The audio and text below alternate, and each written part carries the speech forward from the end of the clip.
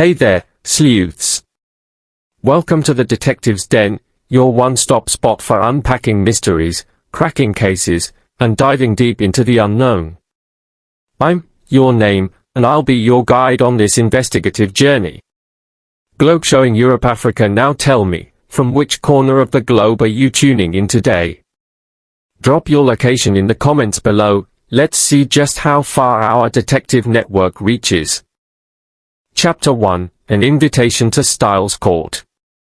The late afternoon sky bore a sullen grey, as though England itself were reflecting Colonel Gerald Strathmore's unease. A fine, persistent drizzle clung to the air, dappling the winding driveway leading up to Styles Court with myriad silver beads. Hercule Poirot, immaculate in his tailored charcoal grey overcoat and perfectly starched collar, emerged from the waiting hansom with deliberate grace. In one hand he carried his slender ebony cane, in the other, a small leather portfolio of his latest case notes. His bowler hat sat at just the right angle upon his head, a flourish that concealed the meticulous symmetry of his mind. Beside him stood Captain Arthur Hastings, newly returned from India, adjusting his slightly rumpled tweed coat with an apologetic grin. "By Jove, Poirot," he said, glancing toward the grand façade of the house, "it's been years since I last saw you in such a rural spot." Poirot inclined his head politely. "Ah, Hastings, but the country brings out a very particular kind of mischief, does it not? One might think a sprawling estate would deter larceny, yet I assure you our villain is most ingenious." He tapped the side of his nose, moustaches twitching ever so slightly.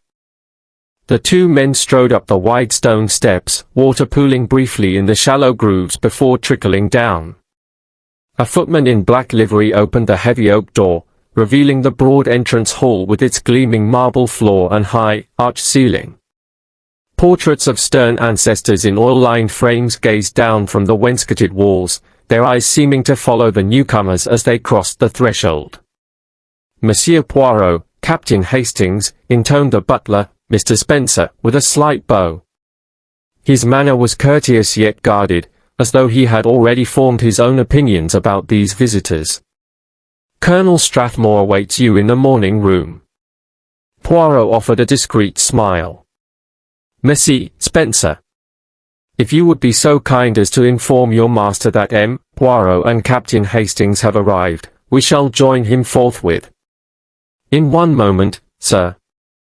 Spencer retreated down the corridor, his polished shoes clicking on the marble. Hastings surveyed the hall with genuine admiration.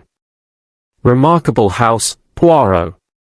Full of history, I expect." "Indeed," Poirot agreed.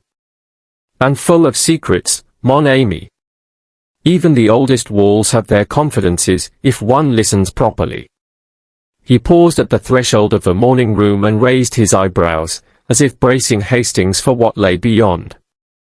The morning room was a study in restrained elegance, damask curtains of deep burgundy, a satinwood writing desk strewn with letters, and a crystal decanter half filled with amber brandy on a silver tray. Colonel Strathmore stood by the window, his back to the room, staring out at the rain-smudged gardens. He turned at the sound of footsteps, relief flickering across his lined face. "Poirot. Thank goodness you are here," he exclaimed as they approached. He shook Poirot's hand firmly, then grasped Hastings' shoulder with equal fervor. "My dear fellow, I am in a state of near despair." Poirot led him gently to a pair of high-backed chairs facing the window. "Pray be seated, Colonel. Tell me everything from the beginning, in your own words." Colonel Strathmore sank into the cushions, his military bearing somehow deflated by the weight of his distress. "2 nights ago, I came down after midnight to consult a passage in an ancient manuscript. I hardly sleep these nights, and found the display case empty." His voice trembled. "It was locked, Poirot." "Locked? I have the only key." "There was no sign of forced entry."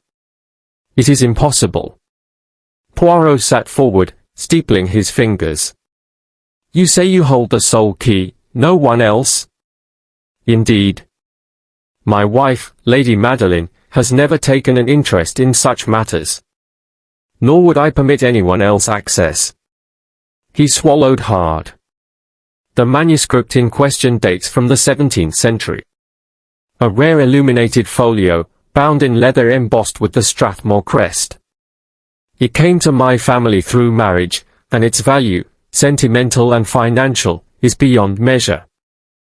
So the question, is not only by what means it was taken, but why, and where it has been concealed.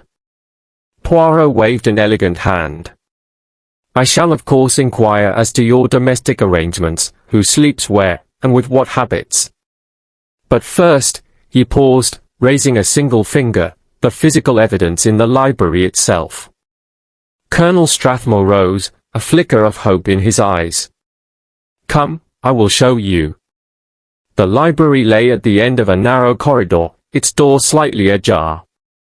As they entered, Hastings noted the rich scent of old leather and polished wood.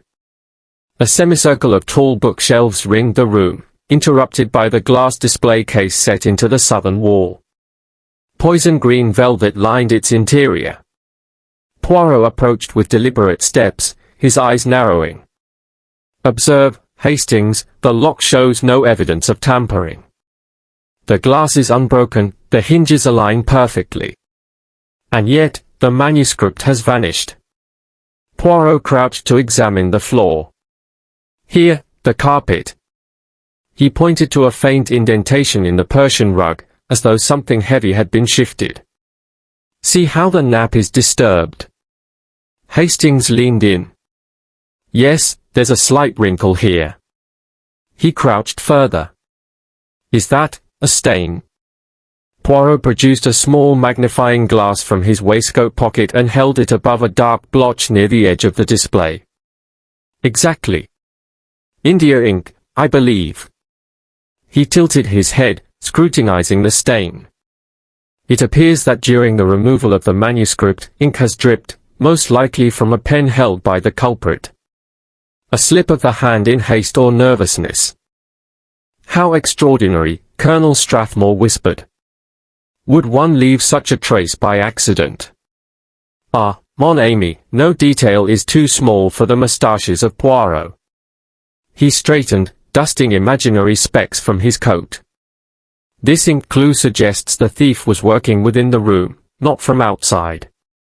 The window is locked, as you say, and indeed I see now the latch is intact. The only way in was the door." Poirot turned to Hastings. "You did not linger near this room after dinner, n'est-ce pas?" Hastings shook his head. "No, we both retired to the drawing room. We played some music, then I read by the fire. I made sure the library door was closed when I passed earlier in the evening." "Good," Poirot replied. He addressed the colonel again. "Tell me, are there any unusual tensions within the household? Disagreements? Rivalries? Even small resentments can blossom into desperate deeds." Colonel Strathmore hesitated. "Well, there was a disagreement last week between my niece, Edith Mulvern, and my wife. They argued over Edith's wish to display one of her paintings in the salon instead of a portrait of Lady Strathmore's mother. But it seemed trivial." Poirot's brows rose. "Trivial, perhaps, but the human heart is not always rational. I shall wish to speak with Miss Mulvern shortly." He made a note in his portfolio. "Now, during the night of the theft, did anyone leave the grounds? Any visitors?" "Nothing," the colonel said. "All windows and doors were secured. The staff retire promptly after lights out. Mr. Spencer, our butler, ensures that." He cleared his throat.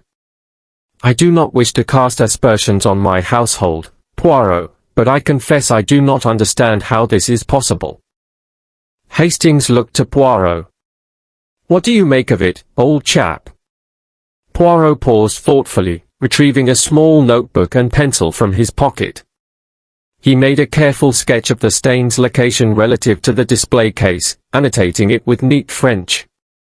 Then he closed the book and raised his gaze. Mon ami, the solution lies in three elements: motive, opportunity, and method. The ink stain hints at method. The lock and window eliminate certain opportunities. And motive we shall discover, I trust, in the next hours. He bowed slightly toward the Colonel. I thank you for your candor, Colonel Strathmore. I shall take lodgings in the house this evening, and begin interviews at first light. In the meantime, Hastings and I shall retire to refresh ourselves. The mind works best when the body is at ease. As they departed the library, Poirot paused at the door, looking back once more at the empty velvet-lined case. It is a curious affair, Hastings, he murmured. Such artistry, such subtlety, yet beneath it all, a desperate act. We must tread gently among these hallowed halls, for fear the culprit watches our every move. Hastings nodded, shouldering his small leather satchel. Aye, Poirot. Let us hope tomorrow brings more clarity. Poirot tapped his fingertips together, a smile playing at the edges of his moustaches. Patience, Hastings. The little grey cells will reveal their secrets, in good time. With that, they returned to the main corridor, leaving behind the hush of the library, and the mystery waiting within. Chapter 2, The Empty Library. The next morning dawned overcast but dry, the drizzle having ceased overnight and leaving only the faint scent of damp earth lingering in the air. Poirot rose early, well before the household stirred, and dressed with his customary fastidiousness, crisp white shirt, perfectly knotted cravat, immaculate waistcoat, and polished leather shoes. After a solitary breakfast of black coffee and a small croissant taken in his room, he descended the grand staircase and made his way to the library, where the thread of the mystery still lay waiting.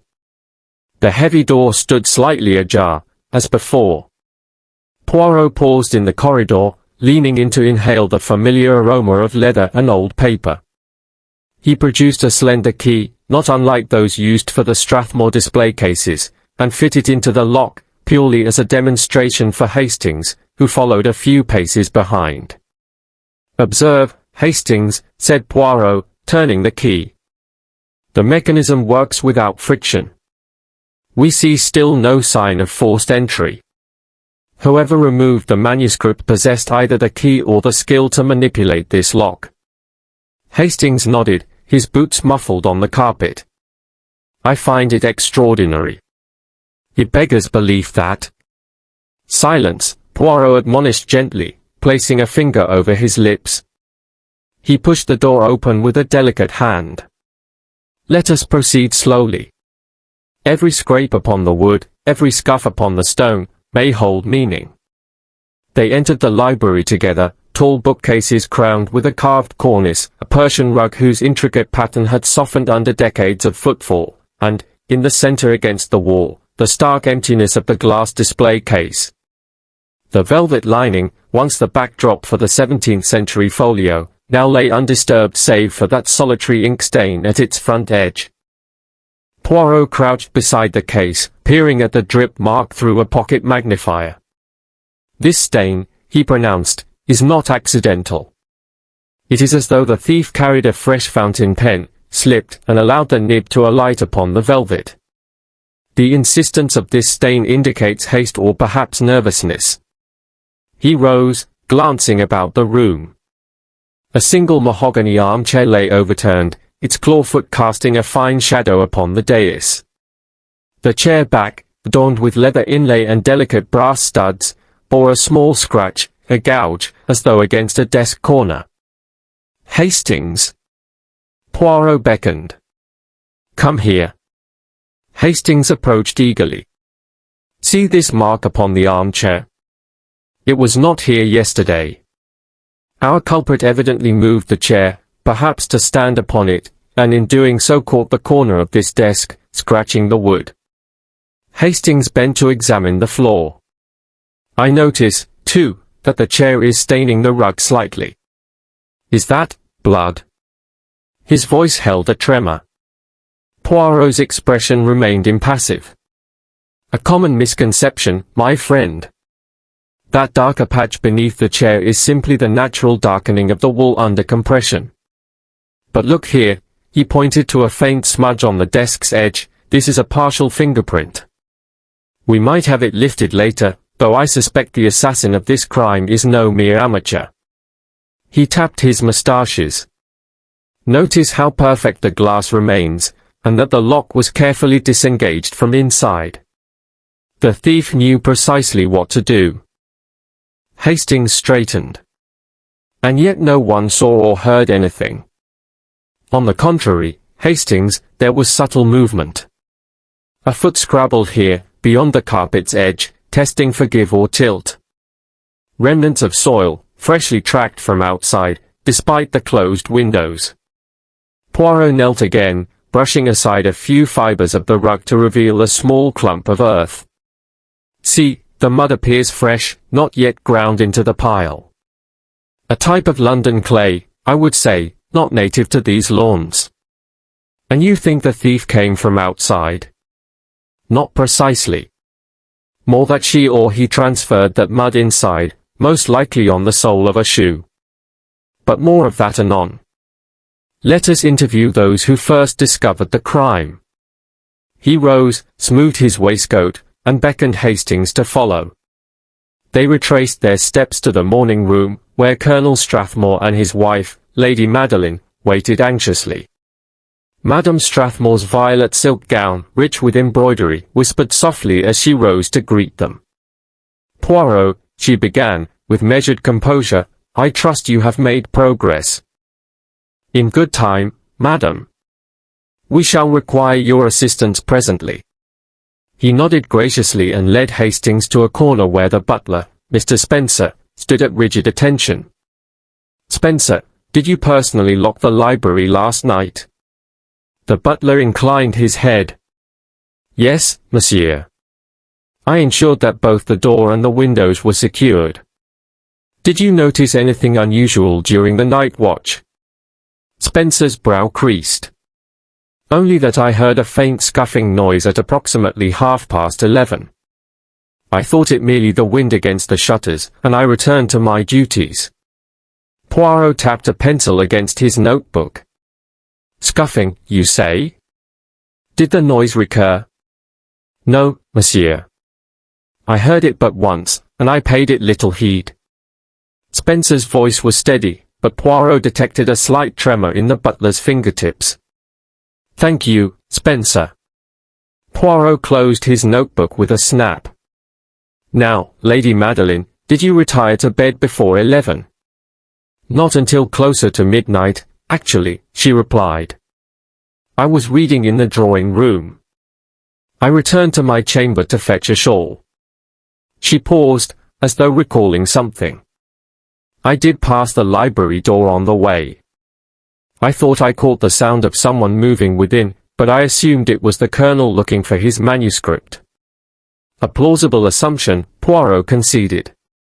"But you did not open the door." "Only a crack," she admitted. No one was inside. The room was dark. Poirot tapped his moustaches thoughtfully. "Hastings, it appears our thief took every precaution to remain silent. The noise Spencer heard may have been the thief standing on the chair." He turned to Lady Madeline.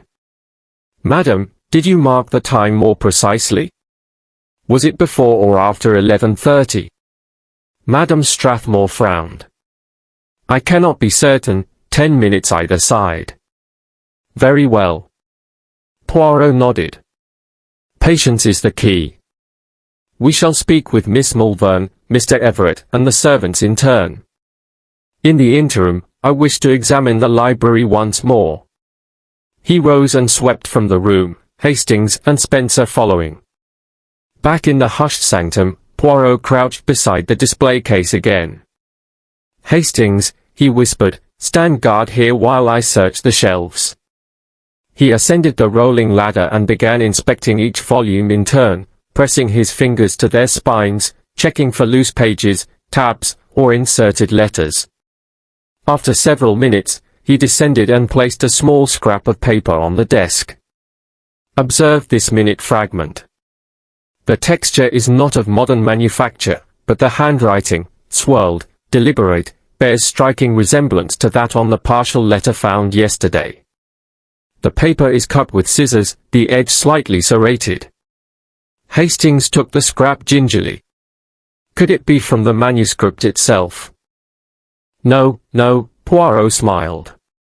It seems rather the scrap of a private note. The content, once pieced together, might prove illuminating. I propose we find its complement. He pocketed the fragment and rose. Let us move on to Miss Mulvern's quarters. They proceeded silently down the corridor to the guest wing. There, Edith Mulvern's room was an airy apartment furnished with wicker chairs, a chaise longue, and an easel bearing an unfinished canvas. Edith herself sat at a small desk, her fair hair drawn back loosely, cheeks flushed. She started at the sight of Poirot and Hastings. Miss Mulvern, Poirot said in gentle tones, I understand you had a disagreement with your aunt last week. Edith's eyes widened. Yes, about a painting. But that was silly, just a quarrel of taste. Poirot nodded.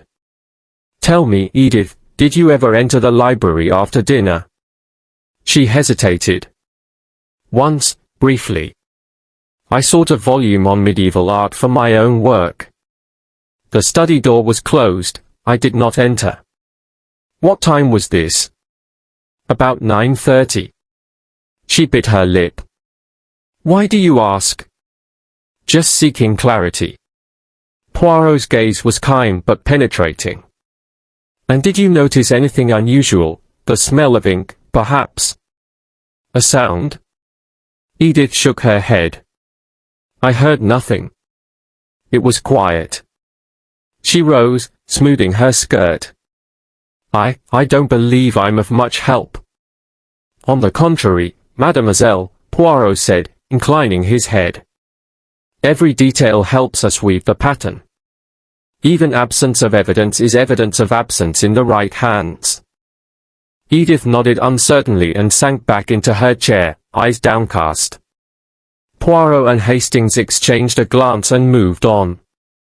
In the servants' quarters, Poirot interviewed the housemaid, the cook, and the stable hand. Each testified to routine behavior, doors locked, windows latched, no unusual comings or goings. The housemaid, a timid girl named Rose, admitted to spotting a rumpled scrap of paper in the common corridor when she made her rounds, but, imagining it litter, she discarded it.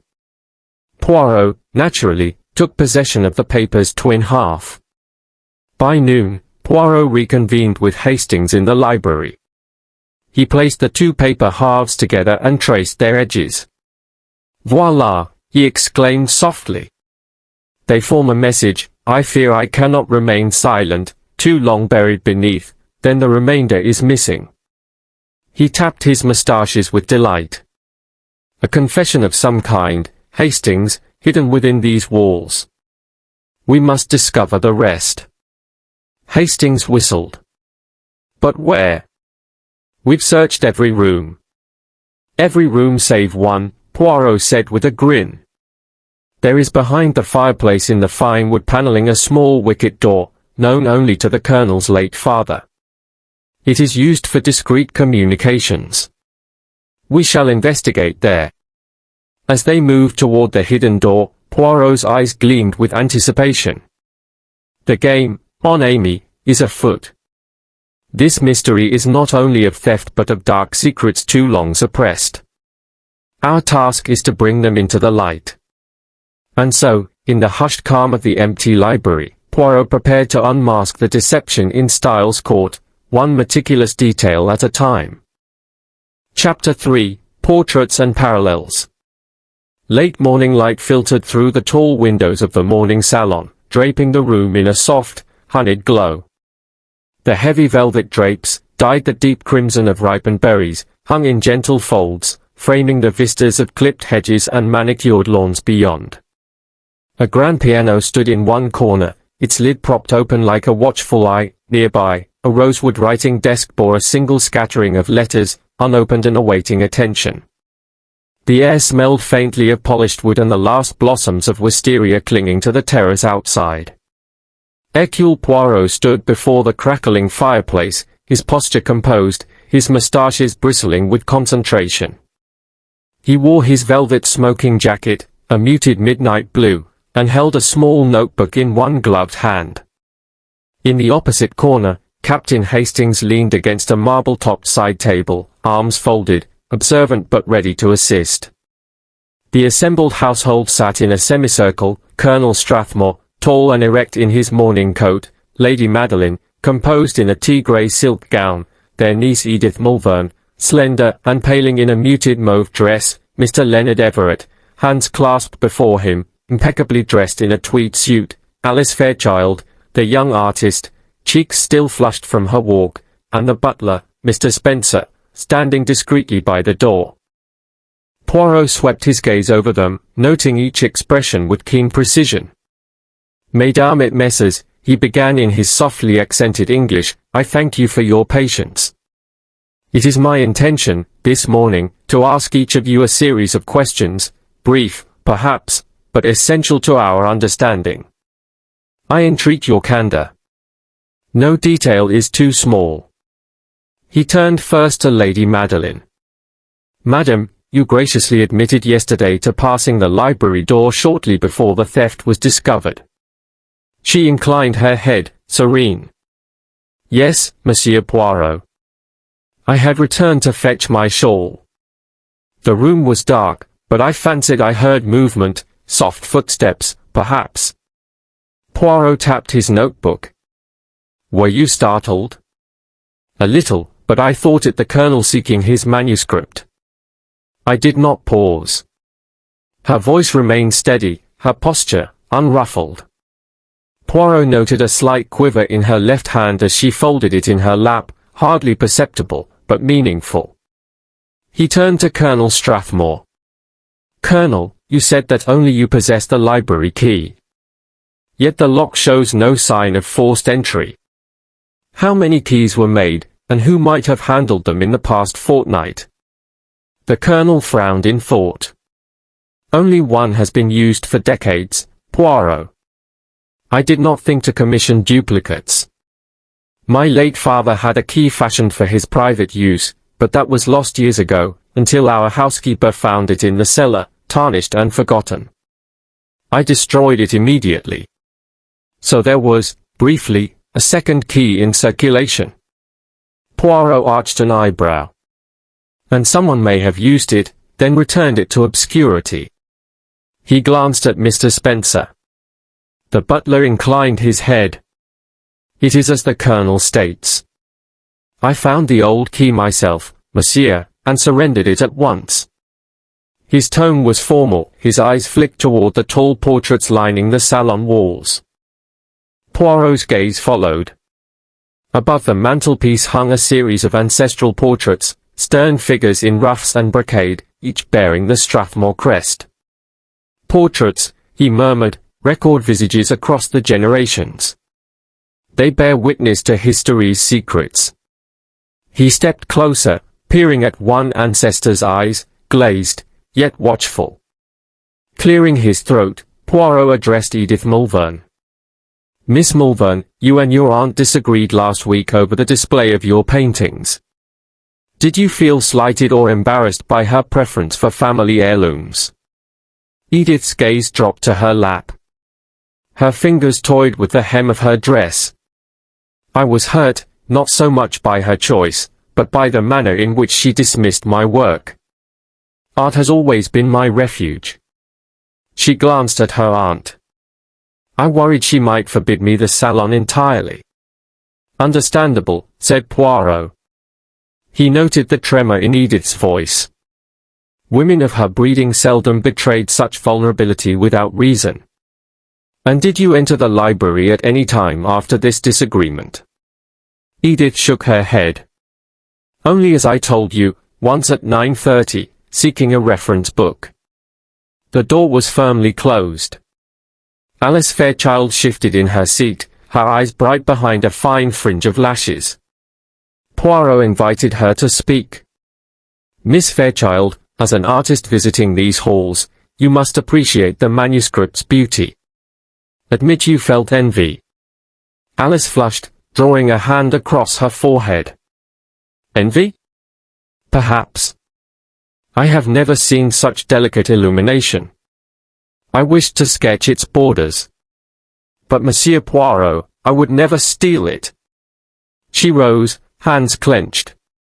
You're insinuating I might. Poirot raised both palms in placation. No insinuation, mademoiselle, only exploration of motive. Art drives some to obsession. He inclined his head toward Leonard Everett. Everett, cool and reserved, offered a slight bow. Monsieur Poirot.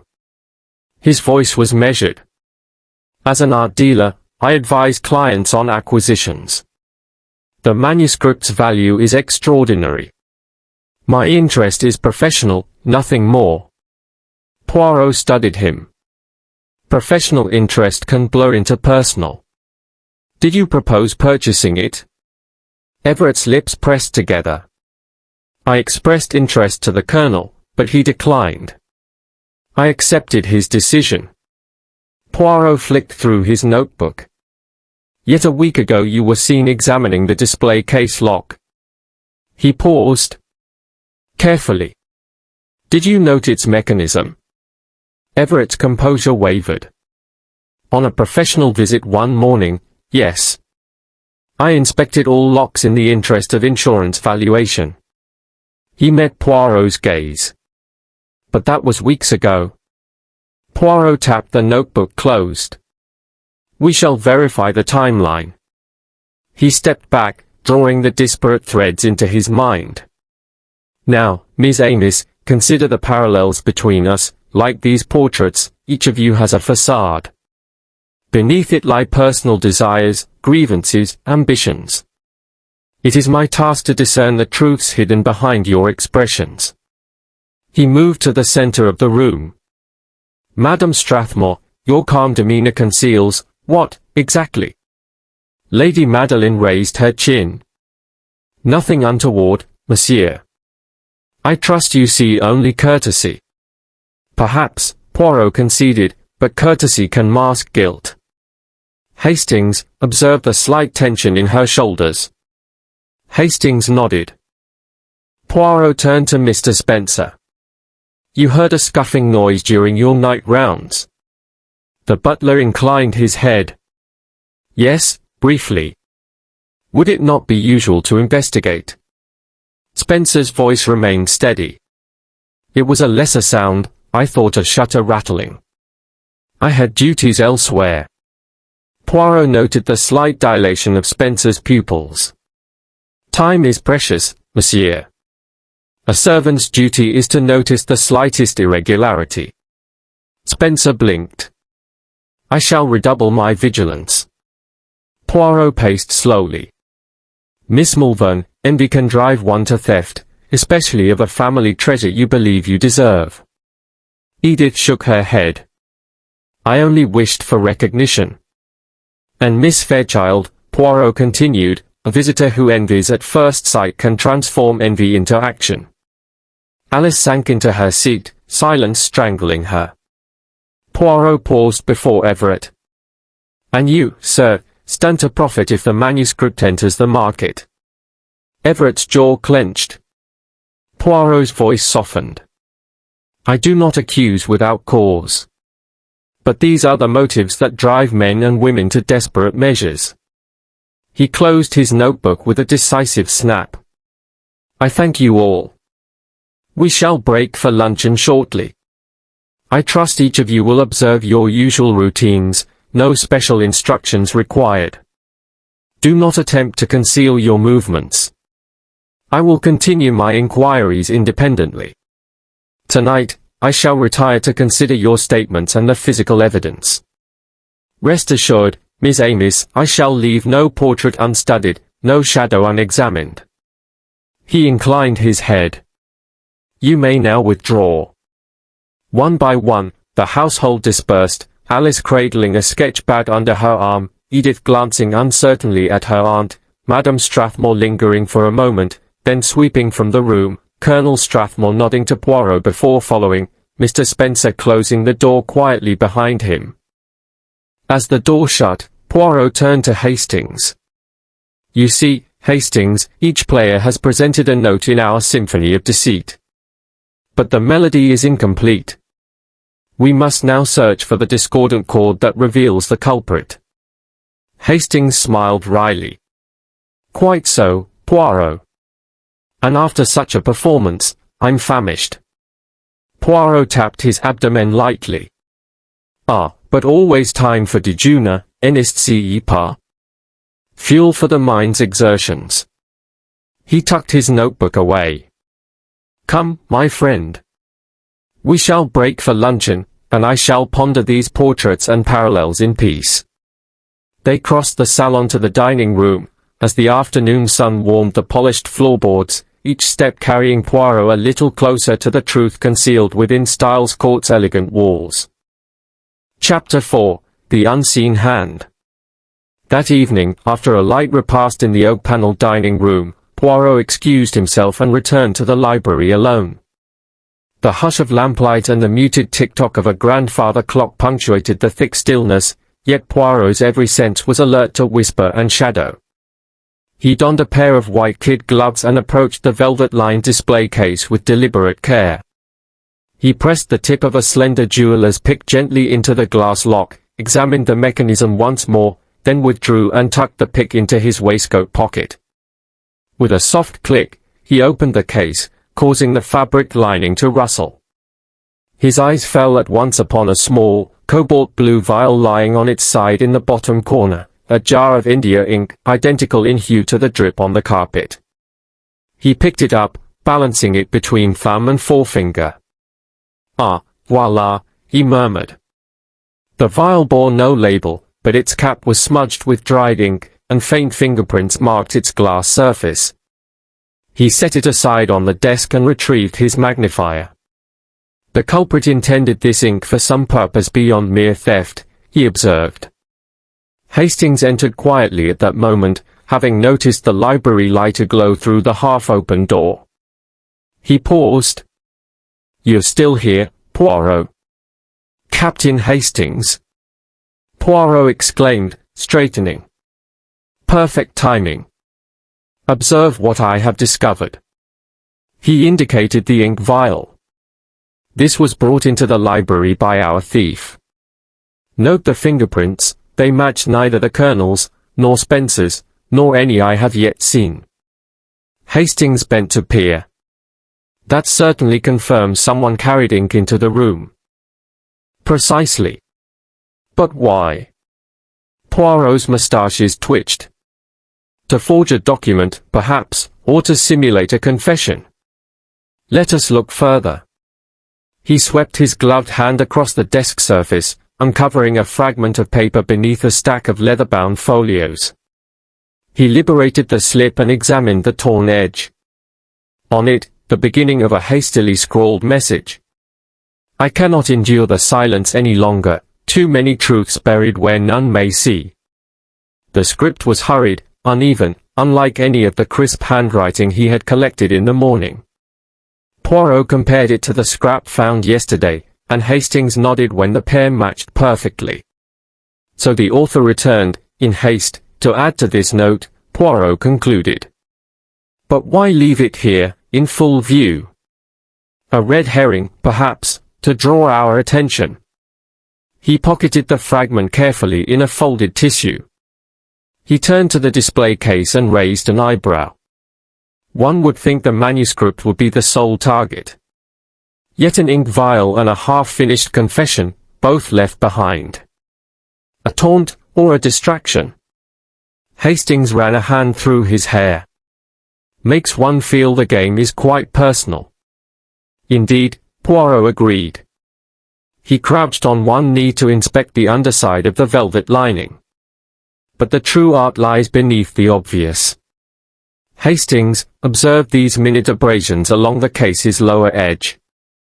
They are not random, but parallel lines, as though a slender tool was used to lever the case from behind. "You mean someone extracted the glass and the manuscript from within?" then replaced the glass. Hastings whispered. In effect, yes.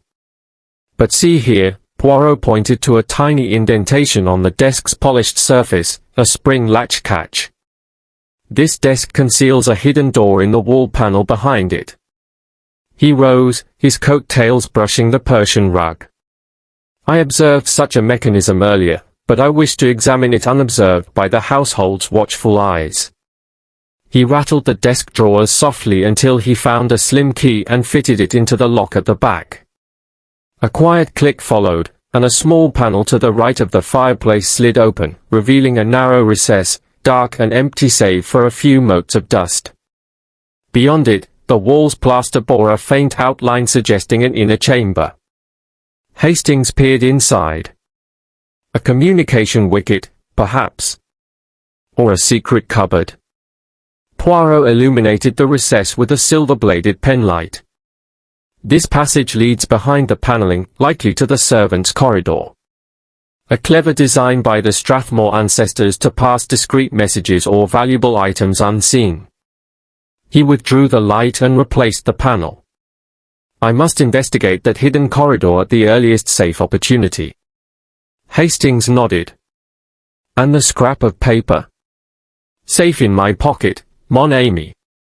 Poirot brushed his gloves together. Now, we must plan our next move.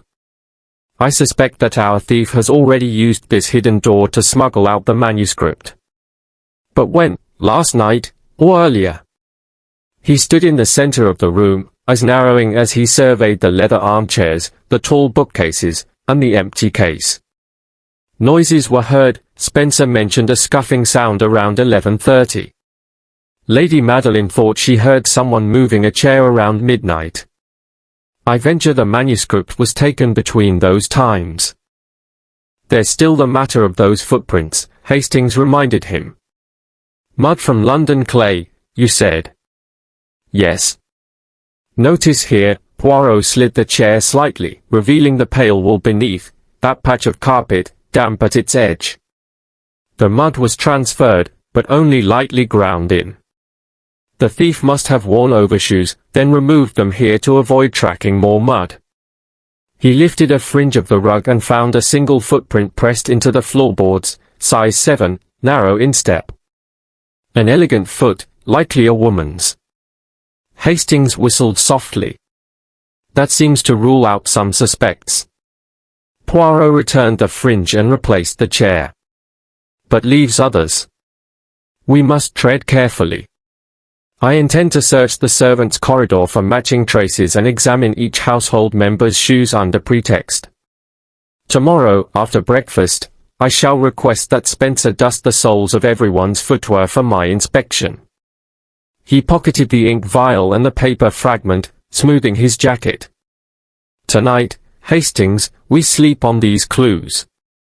The unseen hand, our clever criminal, has left illusory evidence.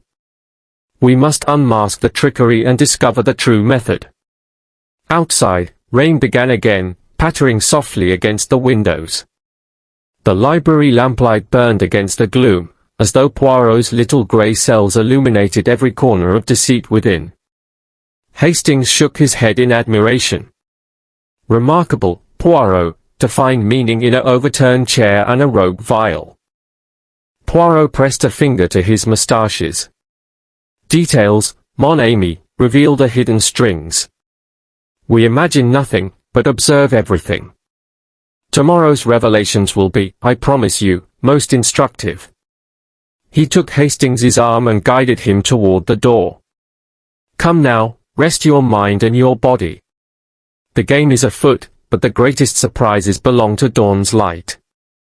And so, with the unseen hand's work laid bare before them, Poirot and Hastings left the library, each step echoing in the silent corridors of Styles Court, where secrets waited to be drawn into the open. Chapter 5, Red Herrings and Misleading Motives. That evening, as the dinner candles flickered and the murmur of polite conversation filled the oak-paneled dining room, Hercule Poirot sat at the head of the table like a conductor awaiting the first note of an orchestral movement. The colonel carved the joint with military precision, Lady Madeline sipped her wine with deliberate grace, and the guests exchanged glances, each aware that the theft of the Strathmore manuscript still hovered between them like a spectre. Poirot's eyes, sharp and discerning, rested on each face in turn. Over the past days he had gathered facts, tonight he was determined to test motives. He beckoned to the butler, Mr. Spencer, who glided forward to refill the Colonel's glass. Poirot caught Spencer by the cuff, drawing him aside with a nod. "Mon ami, you heard noises the other evening. Did you ever pause to investigate further?" Spencer's composure flickered for an instant. I confess, monsieur, I hesitated. The corridor was dark, and I feared to alarm the household unnecessarily. He swallowed. By the time I mustered courage, the noise had ceased. "Ah," said Poirot softly, "and yet later you admitted to a scuffing sound at the exact hour Lady Madeline mentioned. Perhaps next time you shall be more attentive." Spencer inclined his head, face unchanged, but the tiniest crease betrayed a flash of anxiety. Poirot turned his attention to Miss Edith Mulvern, who sat poised between Alice Fairchild and Leonard Everett. He raised a finger, drawing the conversation to a halt. "Miss Mulvern, you once expressed dismay at being overshadowed by family treasures rather than your own art. Have you not considered that the manuscript, bound with the Strathmore crest, symbolizes the legacy you find oppressive?"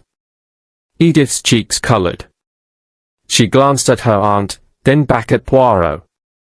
"Monsieur, I felt wounded by Aunt Madeline's preference for relics over my canvases. But I would never. I mean, it was childish indignation, nothing more. I respect family heirlooms." "Respect is easily feigned," Poirot remarked, steepling his fingers. "And indignation can spur desperate action." He paused for effect, allowing his words to hang. Then he shifted to Alice. "Miss Fairchild," he said, "as an artist drawn to beauty, did you ever yearn to possess this rare manuscript? Imagine the sketches you might have made from its margins, the inspiration it would grant your brush." Alice set down her glass. Her eyes gleamed with restless energy. "Inspiration, yes, I desired to study it. But Monsieur Poirot, I am not desperate. I may covet its artist's skill, but the theft, that is beyond me." She swallowed, voice quavering. "Besides, I left the library early that night. I can account for every minute, if you wish." "Indeed," said Poirot. "Pray tell us your alibi." Alice hesitated, then recounted her walk in the rose garden with Hastings, their boots rustling on damp gravel, returning only when the clock struck 10. Hastings confirmed her story, and the table murmured at the seeming solidity of her defense. Poirot nodded thoughtfully, then trained his gaze on Leonard Everett. "And you, monsieur, as a connoisseur of rare texts, would see financial gain from a clandestine sale. You stand to profit handsomely if the manuscript disappears from public sight." Everett inclined his chin with measured courtesy. "My profession demands I appraise and, occasionally, broker private sales. That I covet the manuscript is true. But I swear I abide by honor. Colonel Strathmore rebuffed my offer fairly. I departed in peace." Poirot tapped his moustaches. "Yet you visited the library the week before our crime, ostensibly to examine the lock. One might call that examination more than professional interest." Everett's lips tightened, but he said nothing further. A servant entered to clear the table, and the conversation shifted to lighter topics, yet Poirot's mind was already assembling the threads. Later, in the drawing room, Poirot invited Hastings to join him by the fire. "Mon ami, observe how each suspect has offered a plausible motive, yet none accounts fully for the intricate method we uncovered, the hidden litter of mud, the inverted chair, the carefully replaced glass." Hastings leaned forward, the firelight dancing across his features. "Indeed, but these confessions and alibis muddy the waters." Spencer's hesitation, Edith's wounded pride, Alice's envy, Everett's concealed interest, they all serve as distractions. Precisely, Poirot exclaimed in an undertone. Red herrings, Hastings. Our culprit has arranged these false leads deliberately. The ink vial was left to suggest the ransom of confession, the half-finished note to imply guilt rooted in personal anguish. Yet the theft was clinical, executed with the calm efficiency of one accustomed to secrets. Hastings frowned. So whom do you suspect? The poised Mrs. Strathmore, ever serene? Or the shy Miss Malvern, nursing her hurt? Poirot tapped his gloved palm against his waistcoat. Not the obvious candidates. Consider the household's power dynamics. Who benefits from a scandal that distracts from true weakness? The person with the greatest access, both physical and psychological, to every corner of this house. Hastings's eyes widened. You mean Spencer? Poirot nodded slightly. Our faithful butler, entrusted with every door and key. He professes to have found and destroyed the spare key, but perhaps he feigned its destruction, knowing the hidden panel and servants' corridor by heart. He heard the scuffing and dismissed it. He carries mud on his shoes without awareness of its provenance. He possesses the subtle means to misdirect our focus onto more superficial motives. Hastings's breath caught. But why? What would drive Spencer to betray this household? Ah, Hastings, therein lies the final layer of motive. A butler's loyalty is rarely absolute. We must learn what debts, what resentments, what confidential knowledge he harbors. Poirot rose, excitement alight in his eyes. Tomorrow, at first light, I shall confront Spencer in the servants' quarters. There, away from the eyes of the family, he may slip or confess. And until then, we let the red herring simmer. The fire crackled as Hastings nodded, both men aware that the game had shifted. The true suspect was no longer cloaked among the grand guests, but hidden behind polished shoes and curt tears of servitude. That night, as Styles Court settled into uneasy slumber, Poirot lay awake, reflecting on the subtle cues, the tremor of a glove, the glint of a watchful eye, the faint pattern of mud upon a boot. The unseen hand had made its move, now Poirot would draw it into the light. And so, in the quiet darkness of the old country house, the stage was set for the ultimate revelation, hidden beneath layers of misdirection and human frailty, ready for the next act when the butler, the silent hand of Styles Court, would step unwittingly into Poirot's trap. Chapter 6, A Tense Confrontation. Late that afternoon, Hercule Poirot sent word to Colonel Strathmore that he would reconvene the entire household in the drawing-room. The heavy mahogany double doors were thrown open at 5 o'clock sharp, admitting an orderly procession, Lady Madeline in her sable wool dress, Edith Malvern pale and composed, Alice Fairchild clutching her sketchpad, Leonard Everett with measured poise, and Mr. Spencer in immaculate livery. The Colonel himself stood behind Poirot, arms folded, anxiety playing upon his features. Poirot surveyed them amicably, though his dark eyes glittered with purpose. Mesdames et messieurs, he began in his gentle French accent, you are gathered here because the time has come to confront certain inconsistencies in our investigation. He motioned to a small table upon which he had placed the two halves of the confession note, beautifully aligned like the pages of a rare book. He picked up the assembled message and read aloud. I fear I cannot remain silent, too long buried beneath fears of discovery. Tonight, all shall come to light. He paused, allowing the gravity of the words to sink in. This note was found in the library, torn in two, in an apparent fit of rage or panic. Yet the handwriting itself betrays the true author, does it not? He held the paper aloft. All eyes were fixed upon him as he continued. Notice first the carefully curved eyes, the deliberate spacing between words, the flourish upon the terminal letter, T. These are traits shared by an earlier missive, one discovered in Miss Edith Malvern's quarters. Edith's lips parted, but she remained seated, fingertips pressed together. Poirot advanced to her side. Miss Malvern, you attempted to frame yourself as a red herring, a wounded artist driven by envy. Yet your handwriting, though more measured, echoes the panic of these lines. You see, he tapped the note, in haste, you abandoned your usual elegant script for larger, more uneven characters. Edith's composure wavered. Monsieur Poirot, Poirot eased his tone. I understand, mademoiselle. You wrote this in a moment of desperation, trying to reveal a secret, one you feared would destroy reputations. But you did not steal the manuscript. He lowered the note gently onto the table. You left a diversion for us to chase. Alice Fairchild exhaled softly. Poirot turned to her. And you, mademoiselle, your admission of envy was candid, and yet I find no evidence that you entered the library after 9:30. Your alibi, supported by Captain Hastings, holds firm. He inclined his head.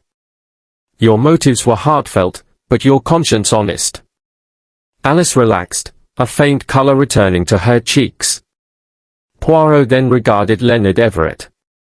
Monsieur Everett, your professional interest in rare texts is unquestioned. You offered the Colonel a legitimate proposal, which he declined. But you confessed to inspecting the lock weeks ago. Why this examination? Everett's jaw tightened. Merely insurance protocol, he replied crisply. I wished to appraise the security measures, nothing more. Yet when I tested the lock myself, I found it true that one familiar with its spring mechanism could open it from inside without a key. One might learn this by such inspection. Poirot let the silence stretch. But no matter, for you did not commit the theft. Everett's shoulders sagged imperceptibly. All eyes shifted to Mr. Spencer, who stood motionless by the doorway, face inscrutable. Poirot's gaze, calm yet relentless, settled upon him. And now, Spencer, he said softly, we come to you. The butler's posture remained perfect, but his hands flexed at his sides. Poirot stepped closer. You discovered the old key in the cellar, as you informed us. Yet you never destroyed it, did you? Instead, you pocketed it and studied the library's hidden passage behind the paneling. Spencer's throat worked. Monsieur Poirot. In addition, Poirot continued, you were aware of the secret wicket in the desk, which leads directly to your servants' corridor. You waited until the household retired, then accessed the library unseen, carrying mud on your boots from the concealed outdoor escape route. The butler's calm mask cracked. Why would you think me capable of this treachery? Poirot's moustaches twitched in a faint smile. Because, mon ami, a butler of your caliber is accustomed to discretion. You can move silently, you hold the keys to every door, and you know the occupant's habits better than anyone. You also harbor a secret grievance, an outstanding debt, perhaps, or a grievance born of unrequited loyalty. Spencer's shoulders slumped. He sank onto a nearby settee, head bowed. Yes, he murmured. I did it. His voice, though quiet, carried the weight of confession. I have served this family since youth. I was promised a pension by Colonel Strathmore Sr., but when he died, the promise died with him. The new colonel saw to it that no such provision was written into my contract. Lady Madeline stared wide-eyed. Colonel Strathmore's face darkened with remorse. Spencer's voice grew keener. I loved the Strathmores, but I feared the day I was thrown aside without thanks. When I saw that manuscript, symbol of your family's heritage, I took it. I intended to demand a ransom, a sum that would secure my retirement. But when I saw the ink vial, I reckoned I needed a dramatic flourish to strengthen my leverage. I wrote the note, planted it to distract you all. Poirot nodded gravely. You planned to negotiate, but panic set in. You did not count on Lady Madeline's near encounter outside the library, nor Spencer, your own self-discipline faltered at the scuff. He paused. but you left the manuscript hidden behind the secret panel, wrapped in oilcloth. When I discovered the mechanism, I retrieved it." He gestured toward the display case, now bearing the restored manuscript on its velvet cushion. Colonel Strathmore rose, trembling, and stepped forward to reclaim his family treasure. Spencer slumped further. "I am sorry," he whispered. "I never meant anyone harm." Poirot inclined his head in kindness. "Your remorse speaks louder than any confession. Justice will take its course, but I trust the Colonel will remember your years of faithful service." Lady Madeline crossed the room, placing a gentle hand on Spencer's shoulder. "You risked everything for a promise broken." "I am sorry." Edith moved to her uncle's side, ensuring he steadied himself. Alice handed Spencer a glass of water. Even Everett, usually reserved, offered a silent nod of understanding. Poirot stepped back, surveying the restored harmony of the assembled company. "And so, Miss Amis, the mystery is resolved. We have seen how desperation can drive a man to betray the very household he served, how diversions can cloak the simplest of motives, and how the smallest detail, a wisp of mud, a flicker of tremor, can reveal the truth." He folded his hands. "Let this be a lesson, that integrity and kindness are the true bindings of any family, stronger than any heirloom or legacy. And for the rest of us, let the little grey cells remain ever vigilant." With that, he allowed the household to disperse, leaving Styles Court to settle once more into its pastoral calm, the echoes of deceit dissipated by Poirot's impeccable reasoning and gentle humanity. Chapter 7, The Threads Converge. In the hush before dawn, when the sky outside Styles Court was still brushed with the faintest threads of silver light, Captain Hastings roused himself from a troubled sleep. His chamber door stood ajar, and within, he discerned a slender figure, Hercule Poirot, paced softly by the tall sash window, gazing out into the mist-shrouded lawns. Hastings dressed swiftly and slipped across the corridor, concern knitting his brow. He paused at Poirot's door and cleared his throat quietly. "Monsieur Poirot." Poirot turned, his face lit by the pale glow of a single lamp. He did not startle. "Ah, Hastings, perfect. I was about to summon you." He beckoned the younger man inside. Lieutenant Colonel Strathmore's grand hallway beyond lay in darkness, but the detective's room was a bastion of calm order, every coat and hat arranged precisely, his polished shoes gleaming by the door. "Have you made progress?" Hastings asked, stepping forward. Poirot waved a gloved hand toward the center of the room. On a small table lay a rectangular fragment of glass, faintly marked by a partial fingerprint and a minuscule curl of film, perhaps once the edge of a transparent note or the corner of a photograph. "Observe, Hastings," Poirot murmured, peering through his magnifier. This fragment was retrieved from the underside of the display case in the library. It bears the partial print of one who knew precisely how to prise open the case without alerting the lock, a practiced hand. Hastings bent over the fragment. Could it belong to any of the household? Poirot shook his head. "I consulted our servants' prints this afternoon, Spencer's, the maid's, even Lady Madeline's, none match. But note the curvature of the print, slender fingers, a medium-sized hand. The curl of film suggests the thief carried transparent sheets, perhaps tracing paper used for copying the manuscript's illuminations." He replaced the fragment gently on the table. The theft was not merely to remove the manuscript, but to inspect it closely, to trace its design. That implies an artist's hand, or one trained in copying. Yet our most likely suspect, Alice Fairchild, left before 9:30, and her alibi holds. Hastings ran a hand through his hair. "Then who?" Poirot tapped his moustaches in thought. "Our red herrings led us astray, but the true culprit must combine ingenuity, access, and artistry. Recall Miss Malvern's enthusiasm for medieval illumination, the sketches she kept in her easel's portfolio. and recalled that Spencer discovered those sketches when he tidied her room, then returned them, fearful of reprisals. Hastings's eyes widened. Edith? But she seemed so frightened and remorseful. Fear and remorse can be genuine, though misplaced. Poirot produced a small bundle, Edith's sketchbook, surreptitiously borrowed earlier. He opened it to reveal painstaking reproductions of the manuscript's marginalia, floral vines curling around a gilded initial. Beneath one page, a smudge of blue ink, the same cobalt hue as the vial in the library. I suspected Spencer, Poirot continued, and his motive was clear.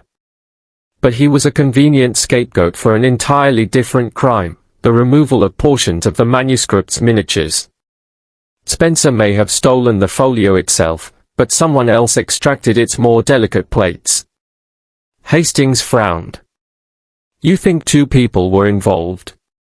A theft of the whole, and a theft of the parts. Precisely. The manuscript recovered in the library was incomplete. Poirot laid a gloved finger on the final illuminated leaf. Compare this last page to the family inventory. The intricate border here, depicting lilies and thyme, was listed as a plate 7. But plate 2, showing the Strathmore crest entwined in oak leaves, remains missing. Hastings whistled. Remarkable, the very piece one would vend as a standalone example of such artistry. Indeed. Poirot folded the sketchbook closed. Thus, the theft of the folio served as a diversion, while the true aim was the extraction of individual plates. And that requires an artist's precision, a steady hand, and tools that could free the vellum from its binding. He paced to the door. Hastings, this dawn, I shall search Miss Malvern's rooms again, and also the studio of Alice Fairchild. But I suspect our culprit is neither pure artist nor pure thief, but someone who inhabited both worlds, educated in art, yet craving independence. Miss Malvern fits the bill. Hastings hesitated. Do you truly believe Edith could scheme so? She seemed so delicate. Appearances, mon ami, can deceive. The quietest heart may nurse the strongest desires. Poirot's eyes gleamed. But before we draw her to bay, I would confirm the presence of missing plates. And I know where to look. He produced a silver key from his waistcoat and led Hastings down the servants' corridor to the hidden door behind the library's desk. Poirot fitted the key into the secret lock, swung back the panel, and motioned Hastings inside. Beyond lay a narrow passage, its walls panelled in oak, the floor dusted with the same pale clay fragments. Poirot shone his penlight along the dampened timber until they came to a small alcove, barely large enough to conceal one person. He knelt and swept aside a scrap of oilcloth. Beneath it lay a slender pack of vellum sheets, carefully flattened and wrapped. Poirot lifted the bundle, exhaling. Here are the missing plates, plate 2, 3, and 4. See how they bear the cut marks of a fine blade along the gusset of the binding. Hastings peered into the recess. Whoever did this knew precisely where the plates lay, and how to access them without disturbing the library's security. Poirot replaced the sheets and noted the scuffs on the passage floor. This corridor feeds directly to the servants' area near the east wing, where Miss Malvern's rooms are situated. The plates could be carried silently, hidden under a coat, and taken to her easel in the guest wing. He closed the panel and relocked it. Now, Hastings, we must confront Miss Malvern, gently, yet firmly. They crossed the grand hall and ascended the corridor to Edith's apartment. Hastings knocked softly. Miss Malvern? Her voice called from within, enter. Poirot opened the door to find her seated at her desk, sketching by candlelight. The room bore the scent of oil paints and polished wood. Good early morning, mademoiselle, Poirot said calmly. I apologize for the hour, but circumstances demand it. He removed a small packet from his pocket and placed it on her desk. You may recognize these. Edith glanced down and gasped. She caught sight of the vellum fragment peeking from beneath a cloth wrapper. "No, please, it's not what you think." Nevertheless, the plates were discovered last night in the hidden passage. Poirot's tone was gentle. "And matching fragments were found in your sketchbook, traces of ink, cut marks, minute impressions." Tears welled in Edith's eyes. She stood, hands trembling. I didn't know they were missing. I only intended to copy the designs for my own study. I plan to return them before our departure." I thought you would admire my reproductions." Poirot studied her closely. "Your talent is undeniable. But to remove family heirlooms without permission, that is an act of betrayal." Edith's head fell. "I know. I lost sight of respect. I am truly sorry." Poirot inclined his head. "The plates will be reunited with the manuscript by noon." He paused.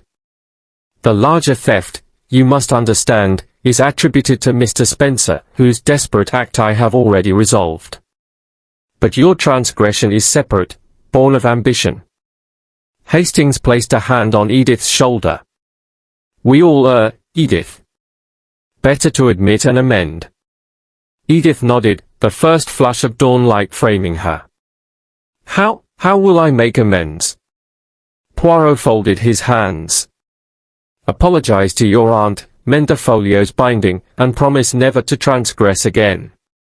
Art flourishes best when guided by conscience." She drew a steadying breath. "I will, Monsieur Poirot." "Thank you, for understanding." Poirot patted her hand. "Go now, and let us allow the Strathmore household to awaken to unity rather than discord." As they left, Hastings whispered, "Remarkable, two intertwined plots, each distinct yet converging." Poirot's moustaches twitched in a pleased smile. "The strands of deception, once traced, reveal a clear design. Tomorrow, at the gathering, I shall tie them together entirely. But for now, let the morning bring peace to Styles Court, its mysteries unbound, its lessons learned." And so, with the stolen plates recovered and the partial folio returned to its rightful treasury, the converging threads of motive and method lay disentangled, awaiting the final knot in Poirot's grand tapestry of revelation. Chapter 8. The Truth Revealed. The drawing room was bathed in the gentle glow of late afternoon sunlight, streaking through the tall windows and dancing atop the polished mahogany floor.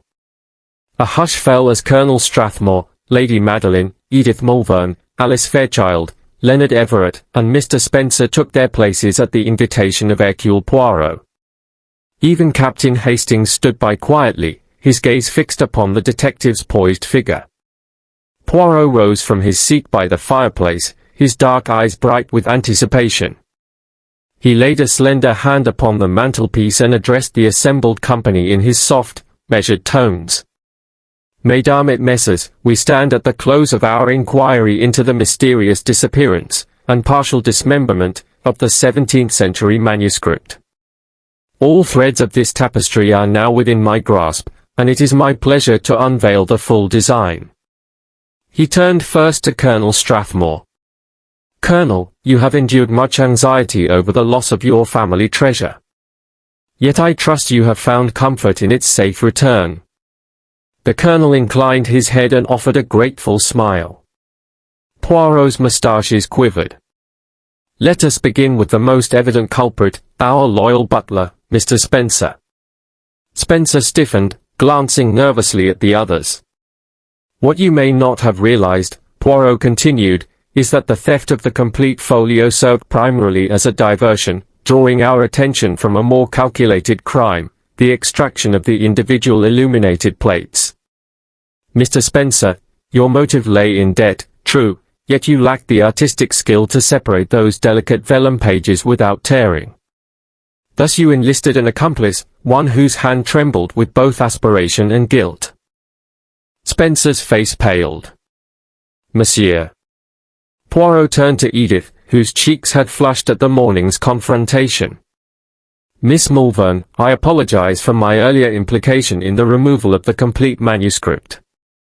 Your betrayal was of a different nature, artistic ambition, not monetary gain. Yet you too were misled, for you believed Mr. Spencer acted alone. Edith's eyes filled. Yes. Observe, Poirot said, producing 2 sheets of tracing paper, each bearing meticulous pencil sketches of the manuscript's marginalia. One sheet matched plate 2, the other reproduced plate 4. These were discovered in your easel's cabinet, Miss Malvern, and bear the watermark of your personal sketchbook. The blue ink smudges on their edges match those on the vellum itself. You confess you intended merely to study and later return the plates. Edith bowed her head. I admit it. Yet there remains the matter of plate 7, still missing. And the true mastermind behind its removal. Poirot's voice hardened to a whisper that nonetheless filled the room. That person is none other than Mr. Leonard Everett. A collective gasp rose. Alice Fairchild put a hand to her throat. Spencer straightened. Colonel and Lady Strathmore exchanged astonished glances. Leonard Everett, previously so composed, visibly paled. I know, Miss Amis, how neatly Mr. Everett presented himself as the innocent art dealer. He professed interest in acquiring the manuscript through legitimate channels, but I discovered, through his correspondence, a more clandestine desire. Poirot swept a sheaf of letters from his portfolio onto the coffee table. He picked up one, reading aloud a single line. My client requires plate 7 alone. He will pay well for it, no questions asked. Everett's composure cracked. He opened his mouth, then closed it, unable to speak. Poirot continued, Mr. Everett's unnamed client coveted the Strathmore crest motif for personal vanity, to display as an exclusive curiosity. Mr. Everett, knowing the manuscript intact would be impossible to sell without notice, conspired first with Spencer to remove the folio and hide it, then bribed Miss Malvern, unknowing she was planting her own diversions, to extract several plates. You, Miss Malvern, believed yourself the only one with access to those plates, but you were merely a pawn in Everett's greater scheme. Leonard Everett rose unsteadily, eyes blazing. You have no proof. On the contrary, Poirot said, beckoning Hastings to place a glass box on the table. Inside sat the single missing plate, preserved between sheets of glass, bearing the Strathmore oak leaf crest. I recovered this from the pocket of your overcoat, sir, after you claimed to have returned home to London. Everett's face fell. I must have dropped it in haste. Poirot's finger tapped the glass lid. It bore faint traces of oilcloth fibers from Spencer's stash, and the corner matched the exact cut from the steward's hidden passage. In your haste to secure your client's prize, you were careless. He turned back to Spencer. You, monsieur, thought to profit twice, first by facilitating the folio's disappearance, then by negotiating with Everett for the final price. But you underestimated everyone's vigilance. Spencer sank into his chair, face ashamed. Yes, it is true. Poirot held up a hand for silence. Yet in the end, no lasting harm befalls the manuscript, its precious pages have been restored, and its legacy preserved. The wounded family honor is healed by truth. He addressed the Strathmores. Your kindness to Miss Malvern and Mr. Spencer illustrates strength of character. I trust that both will be shown mercy in light of their contrition. Lady Madeline rose, approaching Spencer. You served my family faithfully for 40 years. Though you erred grievously, I forgive you. She patted his trembling hand. Edith stepped forward to the Colonel. Uncle Gerald, I am ashamed of my actions. May I begin to make amends? The Colonel embraced his niece. Your honesty, at last, is reward enough. Poirot allowed himself a small smile. He surveyed the scene, family reunited, the criminal network unraveled, and justice tempered with compassion. Ms. Amis, he concluded, this mystery has shown that human motives are seldom simple. Envy, ambition, desperation, and greed may intertwine in the most unexpected ways. Yet even the most intricate deception cannot withstand the scrutiny of patient observation and logical deduction. He bowed slightly. And so, the case of the inked intrigue at Styles Court comes to its final chapter, with honesty triumphant, wrongdoing exposed, and peace restored. A gentle applause rose as the household gathered around Poirot, expressing gratitude and relief. Behind them, the afternoon light warmed the room, symbolizing the clarity that follows the darkest hour. Captain Hastings slipped an arm through Poirot's. Quite the finale, mon ami. Poirot's moustaches twitched in amusement. The greatest satisfaction, Hastings, lies not in the unveiling of villainy, but in witnessing the bonds of family and friendship endure beyond the shadow of deceit. And thus, with grace and savoir-faire, Hercule Poirot concluded his masterpiece of detection, leaving Styles Court once more to tranquility, its mysteries laid to rest beneath the watchful gaze of little grey cells.